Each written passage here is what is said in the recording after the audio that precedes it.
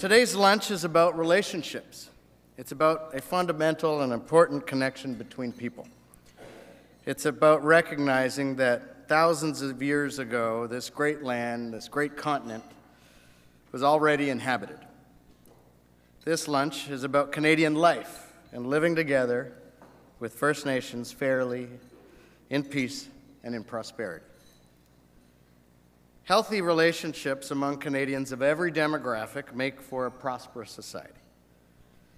Mr. Rae, at this very podium in 1994, you famously made that point clear. You said, and I quote, "I don't care if you call it altruism, collective self-interest, civic duty, or economic necessity, but it all boils down to the same thing. To maintain our quality of life requires maintaining and strengthening the social fabric of our society. It's all about relationships." Although we have inherited many challenges and perspectives, none of us are actually responsible for the behaviors or decisions of our ancestors. We might take on the responsibility or own up to those decisions, but we weren't even born yet for a lot of those decisions. We all are, however, responsible for our decisions now as they affect our future generations. Our guest speaker will be addressing the club for the 8th time since his first speech in 1982. I think that that's an Empire Club record. Mr. Rae is a Rhodes Scholar and a distinguished fellow of the University of Toronto and at Massey College. Whether as a 30-year-old Member of Parliament, or as Ontario's 21st Premier, Canada's Leader of the Opposition, or as an international envoy solving much of the world's biggest problem, Bob Rae has committed his entire life to public service. Mr. Rae is currently an advisor of the Matawa Tribal Council and chairman of the First Nations Limited Partnership in British Columbia. He is an officer of the Order of Canada, a Queen's Counsel, a Privy Councillor, and also a member of the Order of Ontario. When Premier Rae took office as the Premier of Ontario, it was only a few weeks before he famously declared his support for the inherent right of Aboriginal self-government. Bob Rae has, to say it mildly, been a lifelong friend of Canada and Canada's First Nations. Ladies and gentlemen, please welcome the Honourable Bob Rae.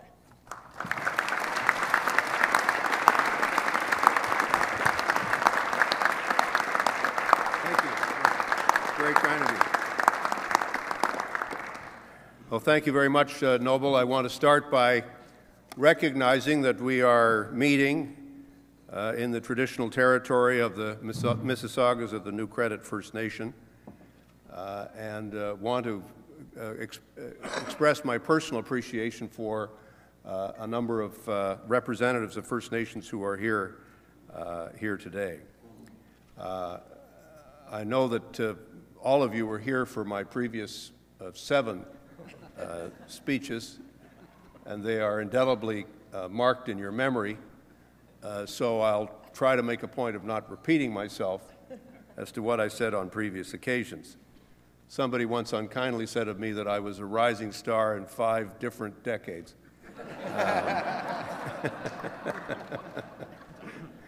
And the bad news for everybody else is that my mother turns 99 next week. So at 65, I feel like just a young kid. So I am very appreciative of this opportunity to speak to this audience on this subject, which is one that I think is of great importance to the country. I suspect that I'm similar to many people of my background and my age when I say that I spent most of my childhood and adolescence without ever meeting a member of a First Nation. And I think that for many Canadians living in southern Ontario, perhaps an occasional trip to the cottage or to what we called the North at that time might have led to a meeting or an encounter.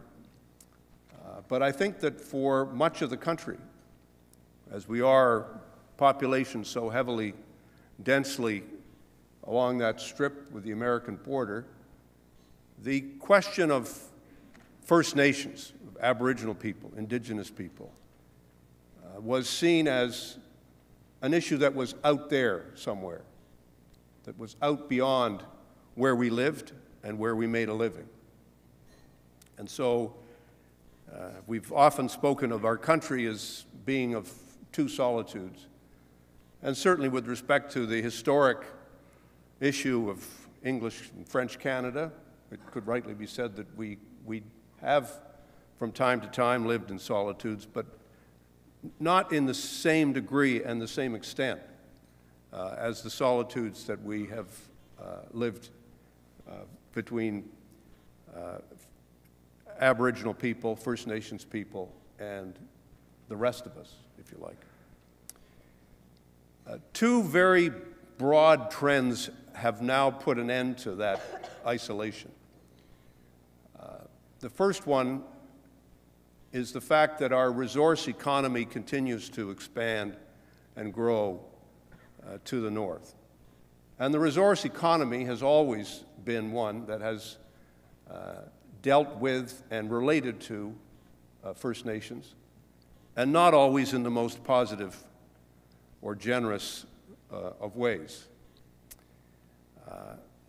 So that phenomenon is very much here in this room. I'm aware of the fact as I go around the room that suddenly people from infrastructure, trade unions that are working in infrastructure, companies that are building infrastructure, interested in building roads, mining companies, all people who are engaged in this great and important sector in Canada suddenly want to have my business card. Suddenly people want to talk to me and say, how do I get a hold of you? For me, it's a remarkable transformation in my life. There was a time when my mother wouldn't take my calls. And so the idea now that people are very much keen on talking to me is a novel experience.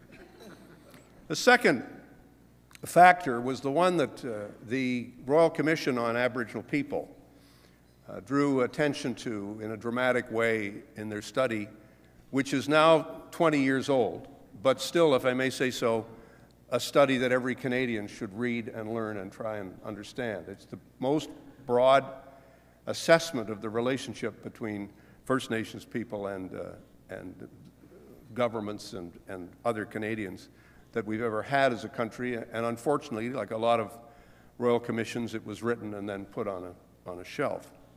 But the second huge factor, of course, is the migration, the dramatic change in demographics and change in population patterns which is happening in the country. Toronto is home to the largest Aboriginal community in the country. We don't think of it that way. It's not the self-image that Toronto has of itself, but that nevertheless is what Toronto is and what it has become. And if you visit every northern community in this province, every northern community in the country, large cities in Western Canada, you'll know exactly what I'm talking about. There is a demographic revolution that is taking place in our cities that means that issues that we thought were somebody else's concern or that we would never have to encounter as major issues of public policy, in fact, are staring us right in the face. To be blunt, when 70 to 80% of the prison population in a number of provinces is made up exclusively of First Nations and Indigenous people, we have an issue. We have something that we need to talk about. We have some realities that we need to confront as a country. If you recall the video that greeted us as we came into the hall at lunch, you would have seen the classic pictures of how Canada expanded, how Canada grew. Large trains going across and mines being opened up and parts of the country being transformed. But that history that, if I may say so, is reflected in that video fails to recognize a very simple and fundamental fact, that those railways did not cross empty land, that those mines were not opened in territory uninhabited by people, that in fact the entire expansion of the country, indeed the finding of the country by the first European explorers and then settlers, took place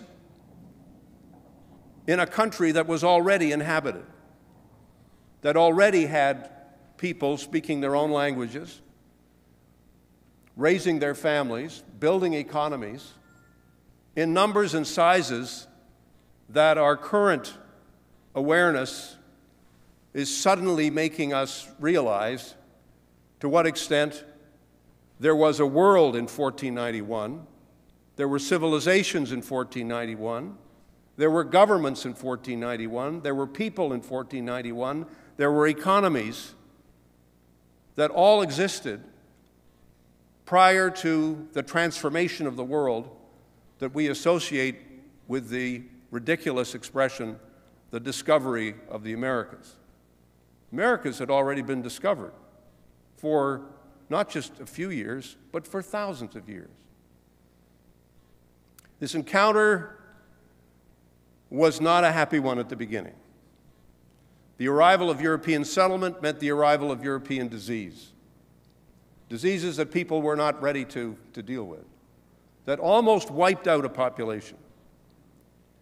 In Canada's case, in the 19th century, the common expectation of those who were responsible for public policy was that the Aboriginal issue, or as they called it, the Indian issue, would be resolved by death and by assimilation. So the same prime ministers and premiers who we admire for so many different reasons, reflecting the public opinion of the majority of the day, had a classically colonial mentality, or if you like, imperial mentality, when it came to the First Nations people who they were encountering. Treaties were signed not primarily as a sign of respect, but they were signed by governments because they needed to confine the First Nations population. They needed to define and restrict the jurisdiction and ability of First Nations to take decisions. And we're dealing with that legacy today. Noble is quite right when he said that we can't change what's happened. And we can't undo or sort of pretend that it didn't happen, and we can't walk around saying, well, you know, we take full responsibility for what happened. But what we can do is decide today how we're going to go forward, and on what basis is the relationship to be established, not only in Ontario, but right across the country. And of course, a lot has happened. We have, in fact, changed the relationships. We have begun to recognize the nature of the history. The Prime Minister of Canada, in a moment that, and I was in the House for quite a while, over many different decades, in an extraordinary moment, the Prime Minister of Canada apologized to the First Nations, Métis and Inuit people for what had been done in the past, for the assimilationist effort to take, quote, the Indian out of the child, and to attempt effectively to destroy a culture and a way of life. And that apology was given, and that apology was accepted. But like all apologies, it has to be followed by a change in behavior. It isn't enough to say you're sorry.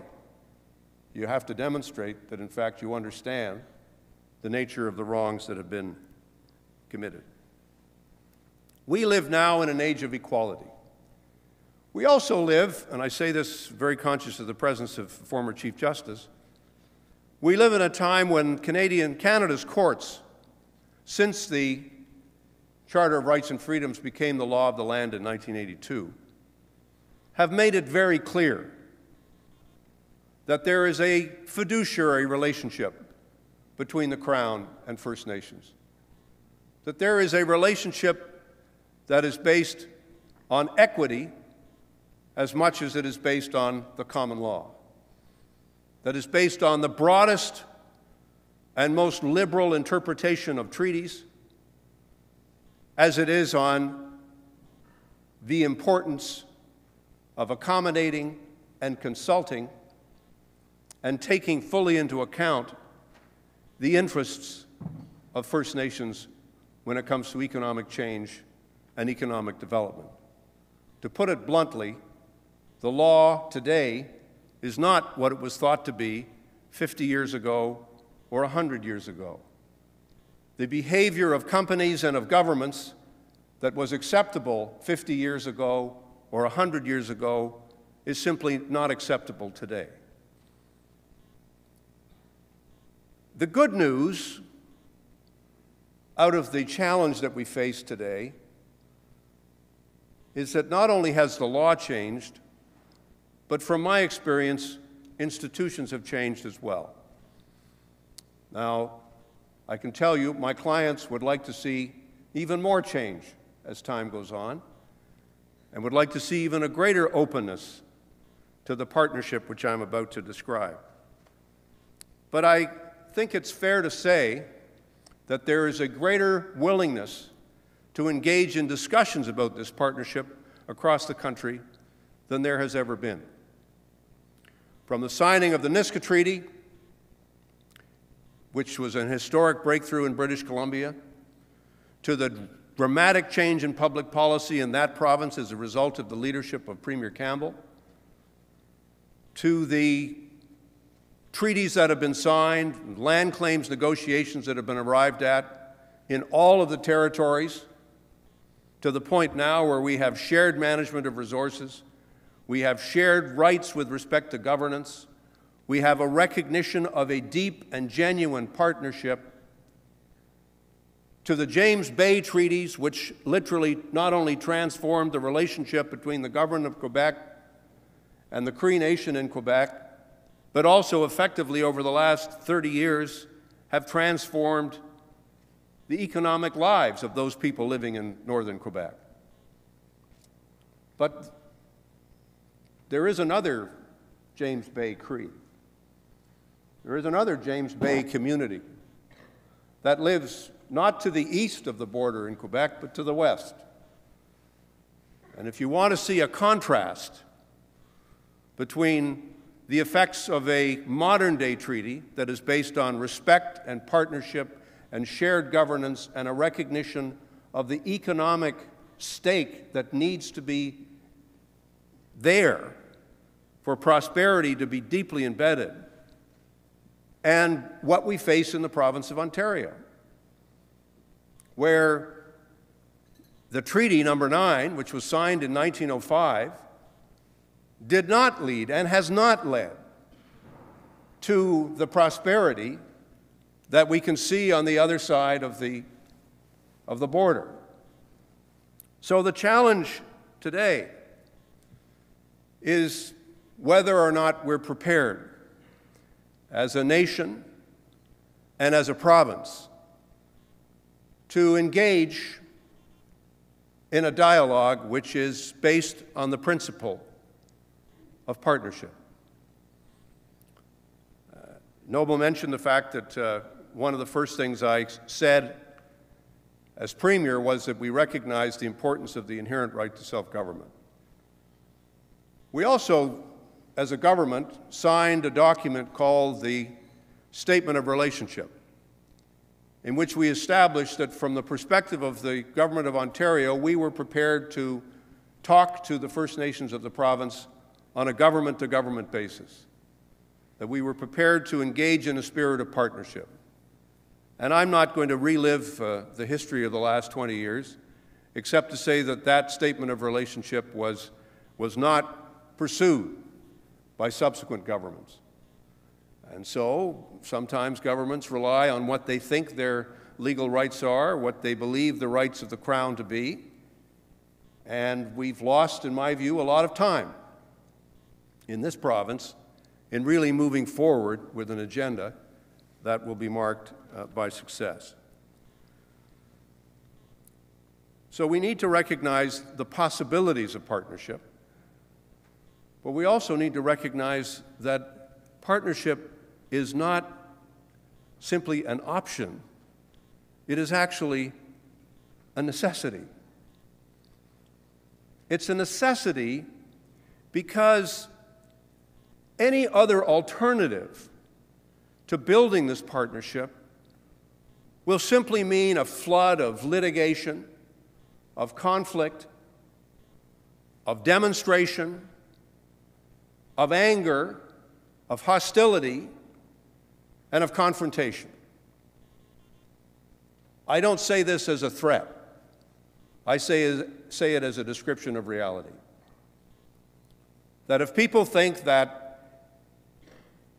it's going to be possible to develop the far north of this province, or indeed the far north of any province, or indeed any traditional territories of the First Nations people of this country, without a full and effective partnership with those First Nations, if you think it's going to be possible to do it, in my opinion, you're sadly mistaken.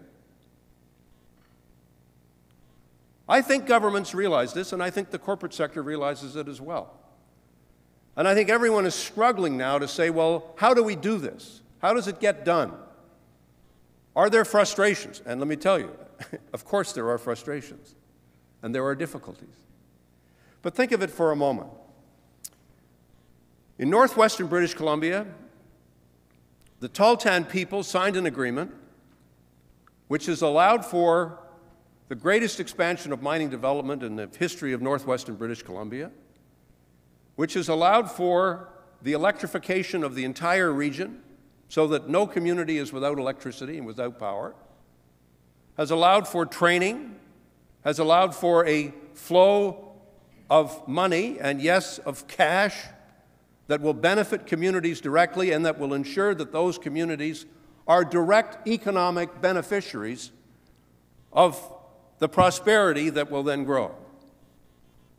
So it's not about saying, well, the First Nations seem to be against development. No, that's not the issue. That's a misconstruction of the problem. The challenge is to realize that First Nations want to be effective partners in development. They want to be owners of part of the development. They want to have a stake in the infrastructure that many of you want to build. They want to be able to become the beneficiaries of the revenues that will flow to governments at Queen's Park and in Ottawa. And I can't help resisting commenting today to say that it is, to me, deeply troubling that the two governments still can't agree on who's responsible for what. This is challenging for First Nations. It's also challenging for companies that are trying to do business. We need to create some certainty, but that certainty has to be based on dialogue and discussion, negotiation, and the emergence of agreements that allow people to see what the rules of the game are. And if everybody thinks that the answer is just to run off to court, well, we can do that from time to time, and I know there are many lawyers who'd be keen to pursue that. But I still think negotiation is the better route, and negotiation and partnership are the better outcomes. The partnership is not only economic, although there's a profound need for us to address the economic gap in development between First Nations communities and other communities. If you travel far north, 300 kilometers north of the tip of the high point of Lake Superior, you will fly into communities where you have to fly in because there are no year-round roads. There is no year-round access. There is no assurance of power. People are not connected to the grid. Housing is poor and bad and difficult. Education is a challenge. And there not only are economic discrepancies, discrimination, a gap between the life that is led there and the life that is led elsewhere. There's social issues that have to be dealt with. The oxycodone epidemic that's affected much of Northern Ontario has had a dramatic effect on the well-being of the people and the well-being of children. So there's a social discrimination that can't be allowed to continue. And finally, it is about self-government, because yes, the units of self-government need to change and need to be able to evolve. And we're now engaged in the Matawa Tribal Council with a fascinating, and there are some members here so they'll know what I'm talking about, a fascinating and challenging effort to bring people together and say, what are the things we have in common and how can we move forward together in our discussions with governments, in our discussions with the corporate sector? And what are the things that First Nations individually are just going to do on their own? And it's sort of like Canada, right? What can the province do? What can a municipality, how can we get these things right? And so these challenges are there. Finally, I want to conclude by saying there was one article in a newspaper a while ago on the Ring of Fire, which talked about the fact that this was a development that was in the middle of nowhere. And I thought about, if you will permit me to use a kind of fancy language, the cultural implications of that statement. The Ring of Fire is not in the middle of nowhere. It's in the middle of somewhere. It's in the middle of a traditional territory of people who've been living there and working there and raising their families there and dying there for thousands of years.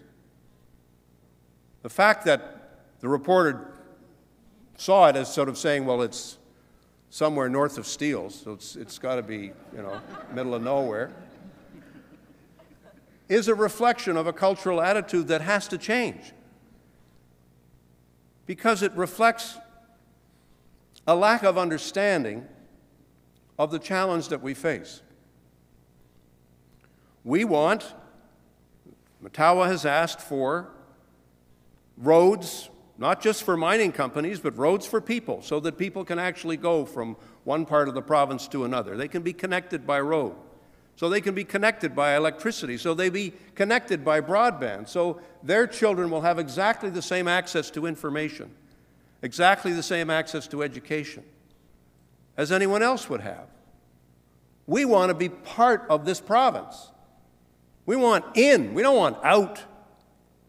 We want to be part of the development. But we also want to have a say in how that development happens.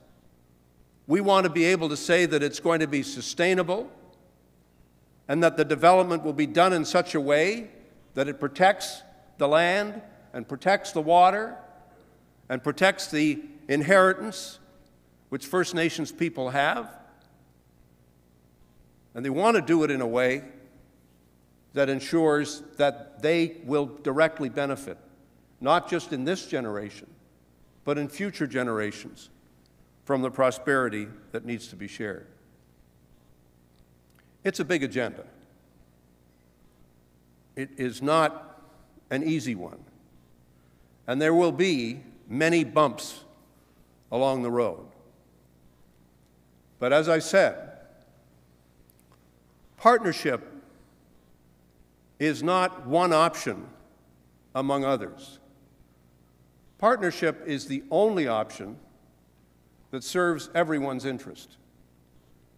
The interest of governments, the interest of companies, and the interest of First Nations.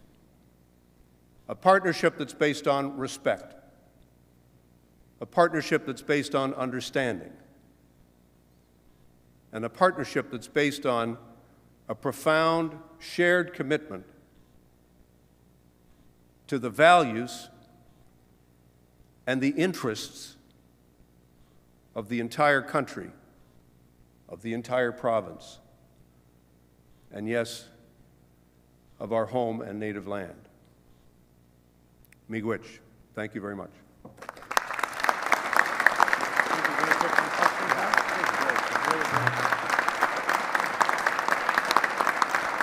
I might as well stand up here.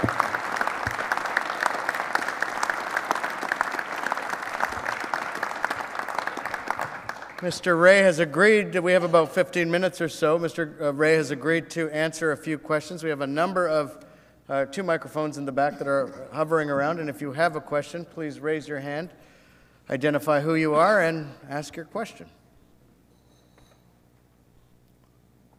Everybody's happy?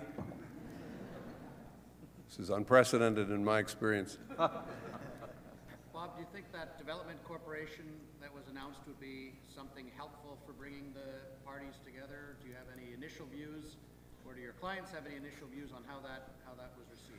We had a good discussion. I don't want to embarrass Deputy Minister Ross, but he was at a very lively discussion that I was at where we discussed this. What I found encouraging about the proposal was that, to reaffirm the theme of my speech, it was presented in a spirit of partnership. It was not presented as a take it or leave it proposition. It was not presented as a proposition that says we're going to take ownership of this and you're going to have to get along with it. All the options with respect to ownership and participation and engagement were presented as being on the table. I take the province at its word when it says it's all on the table. And so it'll be part of the discussions that I'm engaging in with Mr. Iacobucci, and I can assure you it'll be a very vigorous discussion. Question for Mr. Brown. Mr. Rae, excellent presentation. I'd be interested in if you could share with us some specifics of what we could do as Canadians to move this agenda along. Obviously, it's a big agenda, and it's been an issue for decades. I know the Premier herself has identified the Aboriginal issues and Aboriginal education and at-risk youth in the Aboriginal community as one of her priorities. How do we focus this on young people and make it actually manageable to help achieve a resolution? Well, the thing that's troubling to me is that we keep making the same mistakes over and over again.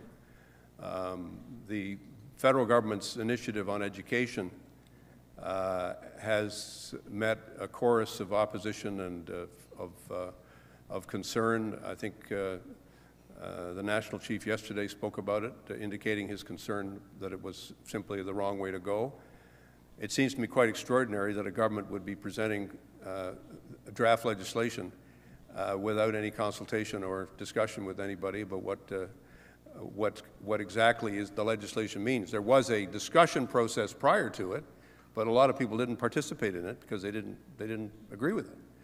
So you've got to come back and get back to basics and say, how do we move forward on the education front? But that's going to require a huge commitment to dialogue and to partnership. And you're not going to deal with the education issue unless you have the federal government and the provinces and the First Nations working together. It's not going to happen without that.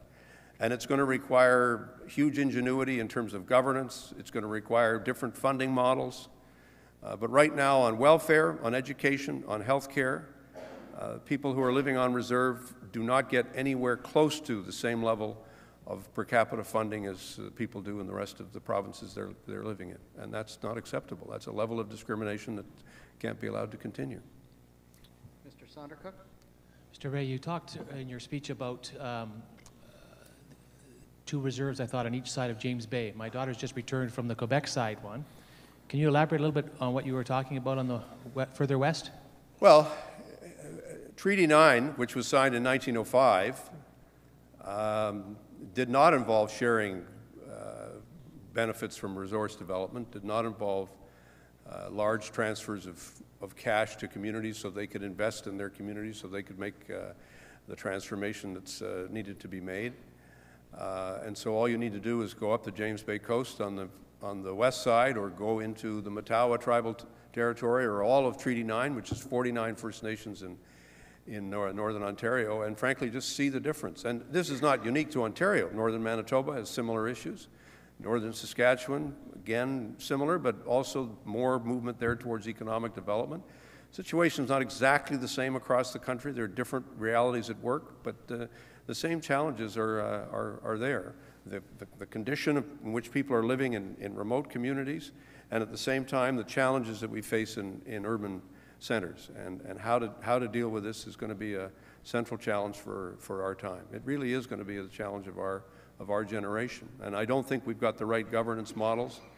I think the Indian Act is frankly a ridiculous holdover from another time, another era, and we need to create new methods of governance, new methods of sharing responsibilities that just look at things very, very differently from the way we've been able to do it, and try to do all of it without opening up the Constitution again, because that creates its own dynamic that I've been involved in a different life, and I think we need to really work practically on how to do these things without making it more complicated.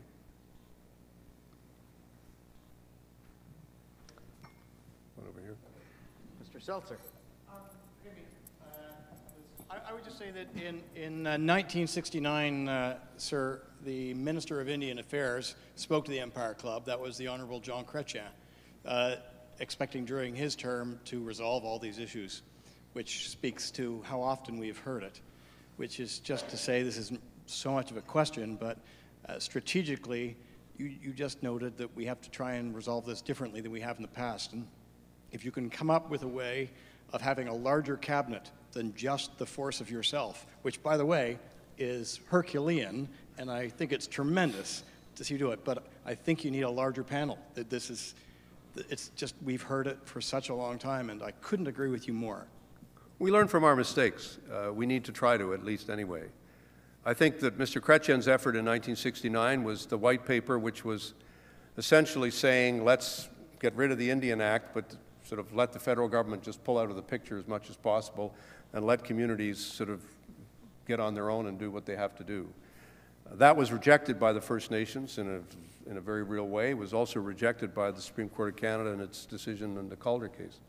So we've now, I think, gone through a pattern of saying, well, that's not the way to go. So let's try to figure out how to create the partnerships that will work. And I don't think it's a story only of saying we haven't succeeded anywhere. We've actually succeeded in a number of places. There are actually a number of communities that are much, much better off than they were 30, 40 years ago. We have, overall, looking at the general picture, we have far more First Nations young people in school. We have far more First Nations young people in college and university. You can look to lots of patterns for success. I mean, whether you see it as success or disaster depends really very much on your perspective. I just think it's important for us to recognize what are the barriers to moving ahead even further. And we have to identify those barriers and then move steadily to deal with them. Part of the problem, this very brief addition to that, is the simple fact that even if you took the most generous statistical account as to how many people can be called members of First Nations, Métis, or Inuit communities, and you said it's 1.5 million, maybe 2 million max, that would be a huge stretch of a number. There are 36, 37 million Canadians, and those are the numbers, and unfortunately those numbers weigh the other direction. But we have to remember, and this goes back to the first video that we saw, we share a colonial experience with a lot of other places, including South Africa. The difference historically between Canada and South Africa is that there are a lot more settlers in proportion to the native population in Canada than there were in South Africa. And so we have to ask ourselves, well, how are we going to become a genuinely multiracial, multicultural community that deeply recognizes the inherent rights of the people who are here before the rest of us got here? And I don't think we've figured that out yet. And so we shouldn't give up until we make progress. One more question. Thank you very much, Mr. Rae, for your presentation and your remarks on partnership. I was kind of curious if you thought there might be some lessons that we can learn thinking about your work on the West Coast and work on the Ring of Fire. Are there some lessons from these different regions that might inform the other to help advance things in a constructive and positive way? I guess I implied it in what I was saying about James Bay. It's interesting to me that the most progress that's been made in the country in terms of real power sharing and new ways of dealing with governance issues are in the two provinces that do not have a huge treaty experience. That's to say Quebec and British Columbia. The treaties, don't get me going here, but the treaties are a product of their time. And they've been interpreted in very, very different ways. The treaty narrative is completely different in the First Nations communities than it is in governments. And the way in which governments have interpreted the treaties has meant that provincial and federal governments have taken a very narrow construction of how the treaty should be interpreted. And so the traditional power structures in those governments is not changed. In James Bay and in British Columbia, and I think this is particularly true of Premier Campbell, I think he realized that if development was going to take place without getting mired and bogged down forever in litigation, it required a different approach from the provincial government. And that's why he did the famous 180, which was really one of the most dramatic changes that a provincial politician has made, campaigning against, in a sense, First Nations rights as being inherent, and then saying, I was wrong then, and here's the new position. And I think that's led to some more innovation in the way in which governments have approached how to do things than we have seen in Ontario. And I think we're trying to find a new model in Ontario, and I hope we can succeed. And certainly, Premier Wynne has held out a strong arm of friendship and respect, and I think people are responding to that in a constructive way, and there's still going to be, as I said, a lot of issues at the table, but I think it has to be done in a very innovative way, and that's the spirit with which we're trying to approach the discussions that we're having with the province at the present time. Thank you very much, everybody. Appreciate it.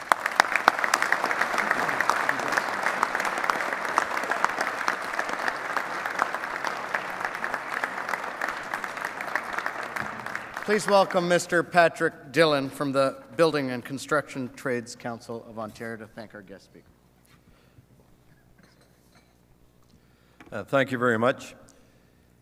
When we received the notice from the Empire Club of this luncheon, the building trades were quite excited about offering to be a sponsor for two reasons.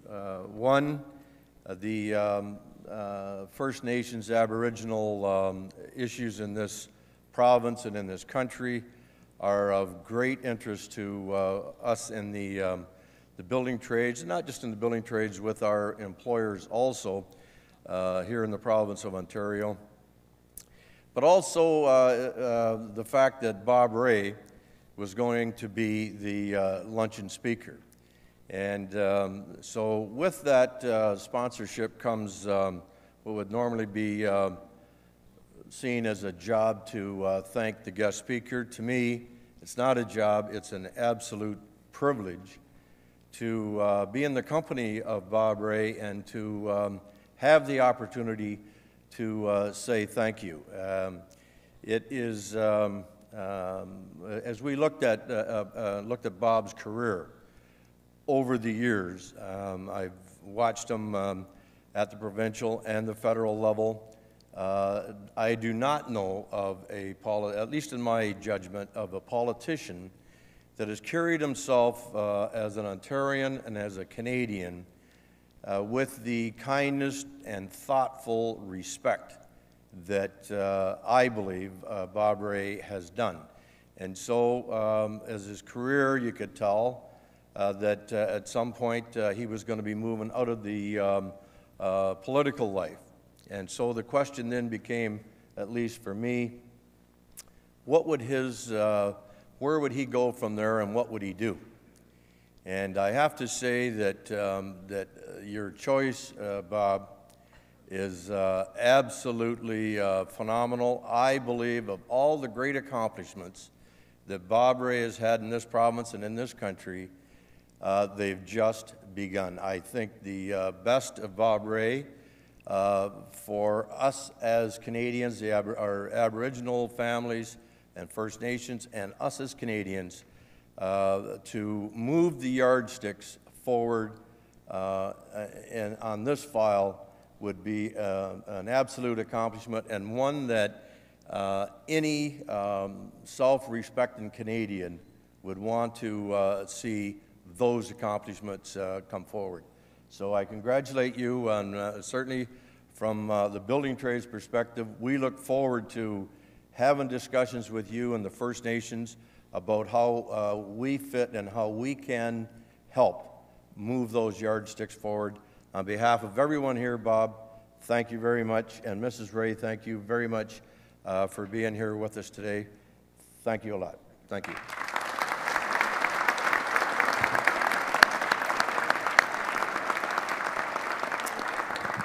And Mr. Rae, on behalf of the club, we'd like to present you with this book. It says, Who Said That? Memorable Notes, Quotes, and Anecdotes, a selection of 100 years of speeches.